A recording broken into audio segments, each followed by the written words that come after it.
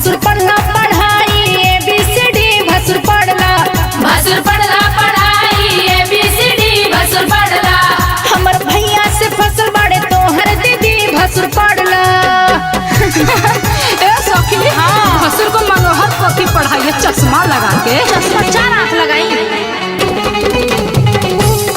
भसुर पढ़ला पढ़ाई ABCD भसुर पढ़ला। अंगना में नकली गहना ले आइला, पीतल पर सोना के पानी चढ़ाइला। तनी सीखला गुरेथन करे के विधि तनी सीखला। भसुर पढ़ला पढ़ाई ABCD भसुर पढ़ला। भसुर पढ़ला पढ़ाई ABCD भसुर पढ़ला।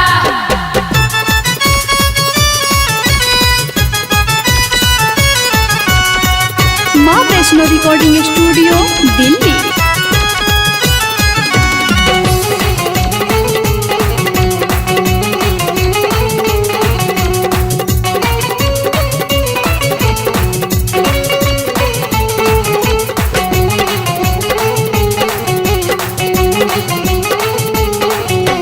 देखे में लागेला तू चेयर मौका, बगल के छोड़ा बुझाता टेमौगा।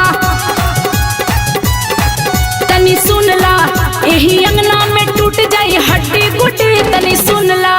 भसुर पढ़ला पढ़ाई ABCD भसुर पढ़ला। भसुर पढ़ला पढ़ाई ABCD भसुर पढ़ला। RCM म्यूजिक न्यू ऐप अभी डाउनलोड कीजिए हमारे गूगल प्ले स्टोर से और पाए भोजपुरी लोकगीतों का एक से बढ़कर एक ऑडियो वीडियो सॉन्ग बिल्कुल मुफ्त।